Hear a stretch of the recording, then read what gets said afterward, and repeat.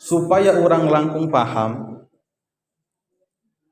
orang cobi ninggal heula kana gambaran saha atuh mangkelukna di dunia ieu anu geus meunang laknat Allah supaya kahartos. Jadi lamun hartos nama tadi teh ditanya teh naon ari hartina laknatullah, maka hartosna teh dijauhkeunana ku Allah Subhanahu wa taala tina kahadean khususna kahadean akhirat. Jalma-jalma atawa makhluk-makhluk Allah anu meunang laknat teh anu nomor kahiji eta mangkeluk atanapi makhluk anu disebat iblis teh.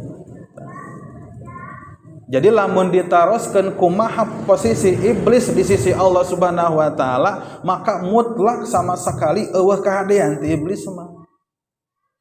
Bahkan sanajan manehanana ayeuna geus niat tobat saumpamana kitu nya, da henteu dina kanyataanna mah. Sabab geus nyieun perjanjian ka Allah Subhanahu wa taala teh teu nanaon cenah atuh kami dilaknat dijadikeun makhluk anu terkutuk ngan ijinan we kami rek nyasarkeun anak Adam.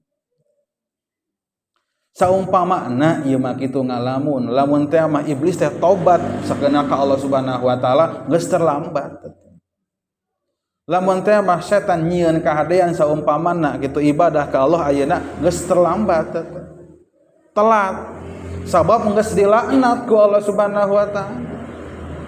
Sama sekali eueuh pintu kahadean keur iblis keur setan gitu. Maka segala perkara ge pasti kasasaran, kagorengan, dosa anu dilakukeun ku sakadang iblis teh. Allah ngadawukeun qala fahruj minha fa innaka rajim. Maka Allah ngadawukeun fahruj, maka anjeun kudu kaluar minha tina itu surga fa innaka rajim, sabab anjeun teh rajim teh nyaeta anu dikutuk, bahkan leuwih teuas leuwih kasar daripada dikutuk teh rajim teh nyaeta dilaknat teh gitu Bu, dilaknat.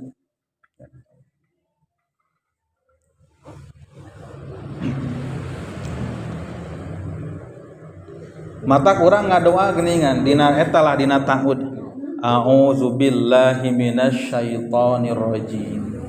Abdi nyalindung ka Allah tina godaan setan anu rajim. Naon rajim teh?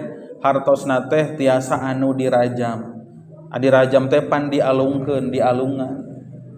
Ta maksudna mah dilemparkeun tina kahadean ti sisi Allah. Sehingga sama sekali teu aya kahadean.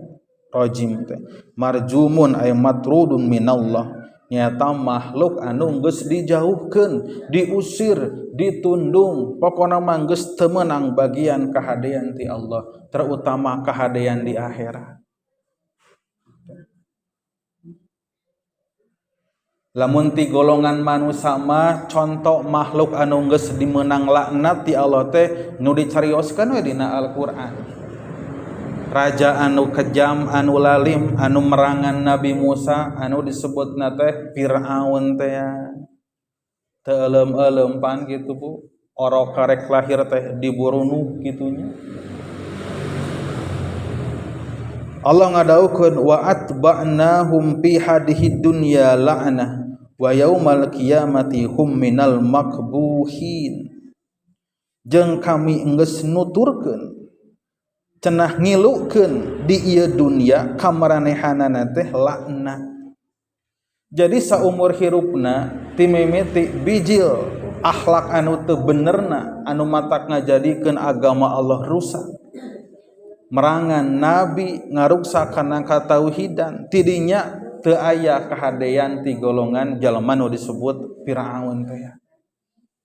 Jeung engke di akhirat ge bakal aya jadi jalma-jalma anu dilaknat teh moal aya kahadean sakadika oge.